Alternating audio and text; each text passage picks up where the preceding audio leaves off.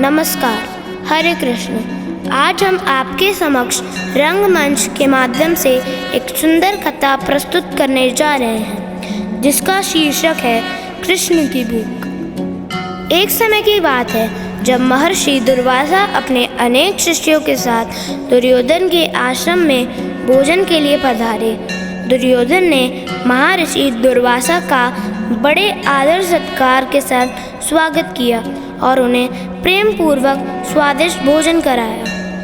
भोजन के पश्चात जब महर्षि दुर्वासा जाने लगे, तब दुर्योधन ने षड्यंत्र रचते हुए उनसे कहा, हे महर्षि, कृपा करें आप मेरे 5 भाइयों एवं 5 पांडवों के आश्रम में भी पधारिए और उन्हें अपना आशीर्वाद दीजिए। लेकिन आप वहाँ उस समय जाइएगा जब पांचाली अर्थात द्रौपदी भोजन कर चुकी हूँ। दुर्योधन की बात मानकर महर्षि दुर्वासा अपने शिष्यों सहित 5 पांडवों के आश्रम की ओर चल पड़े। तो आइए अब देखते हैं कि आगे क्या हुआ हमारे इस नाट्य प्रस्तुति कृष्णास हंगर के माध्यम से।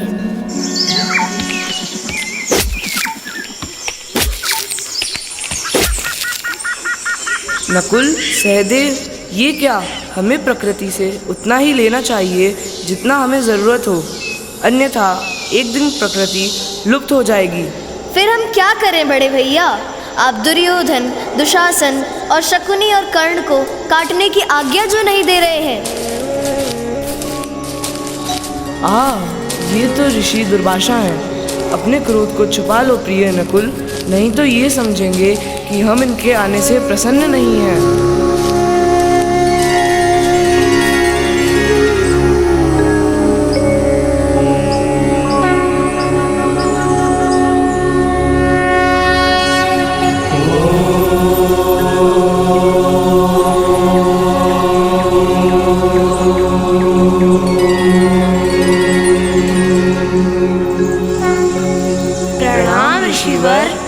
हमारी कुटिया में चलकर शोभा बढ़ाइए ऋषिवर।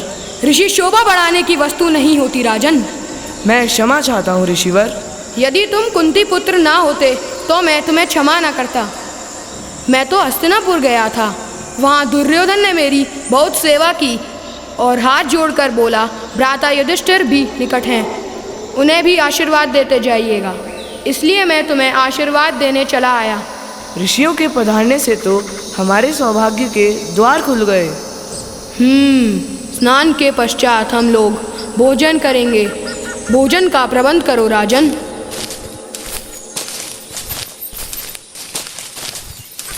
अरे अब क्या होगा?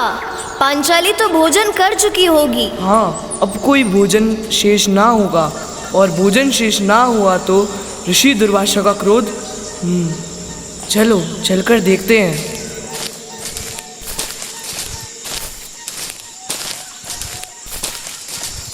पांचाली, क्या हुआ? तुम इतने संकट में क्यों प्रतीत हो रहे हो? 5-6 शिष्यों के साथ ऋषि दुर्वासा आ रहे हैं। हाँ, और वे स्नान के लिए गए हैं, आकर भोजन करेंगे। क्या भोजन? किंतु भोजन तो अब शेष बचा ही नहीं। इस चावल के दाने के अतिरिक्त कुछ है ही नहीं। हे कृष्ण, हे कृष्ण, हे कृष्ण। यदा यदा हि धर्मस्य ग्लानिर्भवति भारत अभ्युत्थानमधर्मस्य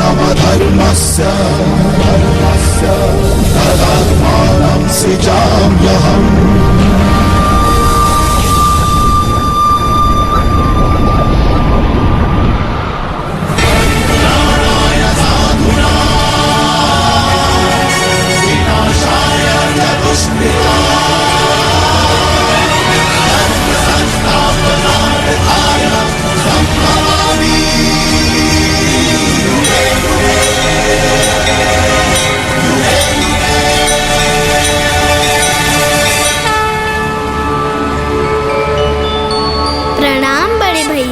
वासुदेव, लगता है आप मेरे आने से कुछ प्रसन्न नहीं हुए।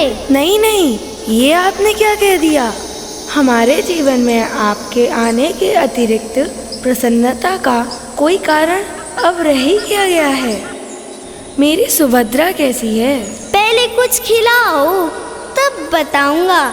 अरे यही तो संकट है, पात्र में एक चावल का दाना रह गया है। आधा आप खा लीजिए और आधा संसार को खिला दीजिए।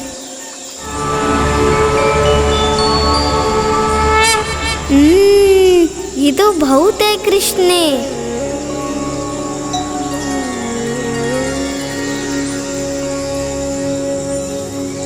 बड़े आश्चर्य की बात है ऋषिवर, बिना खाए ही पेट भर गया। हाँ सही कहा, अब तो नींद भी आ रही है। नींद की मत सोचो, कोई बुलाने आ गया तो क्या कहोगे? निकल चलो। हाँ निकल चलो।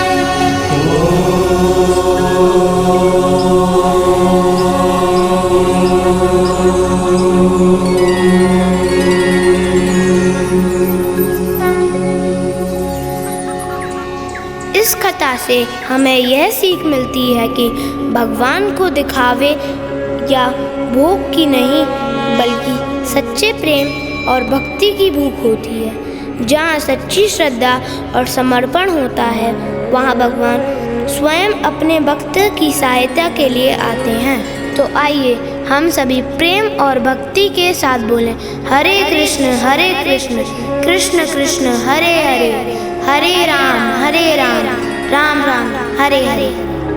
धन्यवाद।